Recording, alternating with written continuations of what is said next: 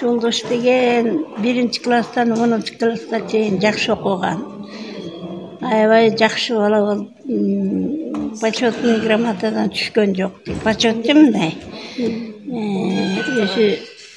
Жакшы окуучу, чогуу эле жашачубуз. Чоң апасы менен бирге өзүнүн чоң апасы багып чоңойткон, мага каратпай. Жакшы эле бала болуп чыккан, анан кийин армияга кетти, Германияга. Анан 2 жыл, андан соң жетип келди, анан келип окууга кирди. Жок, 1 жылдай мындай жумуштар иштеп жүрдү. Андан окуйм деди, окуттук колдон келишинче.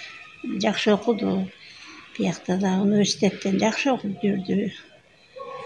Кийин анан үйлөнөм деди, Асияга үйлөндү. Анан ошентип эле журналист болуп жүрдү көп эле. Баягы биз тоодо мал менен, калган жаш балдар менен чугулдашып эле тоодо жүрдүк. Жакшы эле болуп жүргөн, анан эмне болуп кетти бизде. 11 бир тууганы бар. 1959-жылы 12 январда төрөлгөн. 12 январда. Улуусу. 11 баланын улуусу.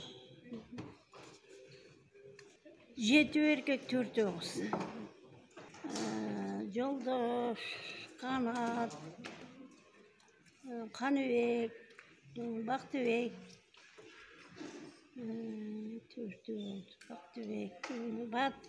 Мирлан, Батыр, Сөңкөл 7 болду.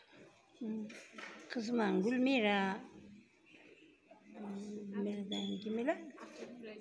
Атыркүл, Гүлмира, Атыркүл, Жипар, ушул кичүүсү Алтынай, ушул журналист. 7-класста. Мен билбейм, чоң апасын арнап жүргөн.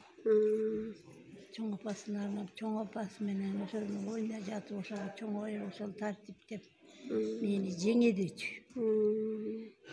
Өлгөнгө чейин жеңе болуп жүрдүм. Бирдеме деп чиймелегенде эле ошого келип окуп берчү. Мен деле жашымды билбейм, эмне жашап эмне окуп атканын каяктан билейм. Анан тоого малга кеттик. Ошол бойдон армияга жөнөп кетти. Кел 2 жыл эме студент болду, эмеде. Германияда жүрүп 2 жыл. Өлгөндөн анан ошо үйлөнүш эле окат жүрдү да.